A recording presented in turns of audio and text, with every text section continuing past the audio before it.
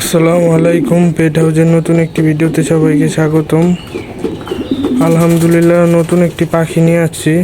ওই যে জাল কামড়াকামড়ি করতেছে। আগে কবুতরের নিউজগুলা দিয়ে দেই। অনেকগুলা কবুতর মারা গেছে। একটি দুঃখের বিষয়, সাদা মোটানা যেগুলা ছিল আমার কাছে ওই দুইটাও মারা গেছে, আর কিছু গোল্লা কবুতরও মারা গেছে। এখন এই কয়টা কবুতরই এখন বর্তমানে আছে। কবুতরগুলা মারা যাওয়ার একটি মূল রিজন হচ্ছে কি গরম।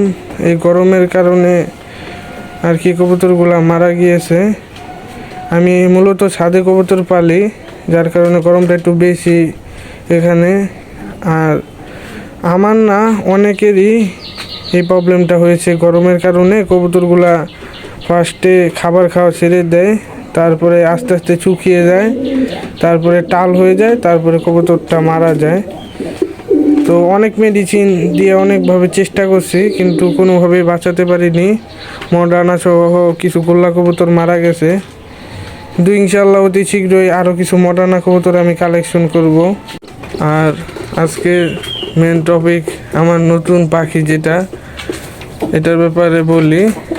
এটা একটি লটিনো কোকাটেল। এটা প্রাপ্তবয়স্ক একটা পাখি।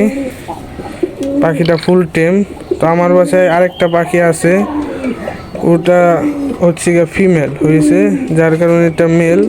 দুইটা প্রাপ্তবয়স্ক হয় নাই, কিন্তু এটা টেম পাখি, যার কারণে এটা সংগ্রহ করে রেখে দিলাম। এই যে ছাদে গিয়ে গরমের কারণে হাঁপাচ্ছে, আর এইভাবে পাখিটার একটু মোল্টিং চলতেছে। আর এই যে আমাদের পিকা ফিমেল আর ও মেল।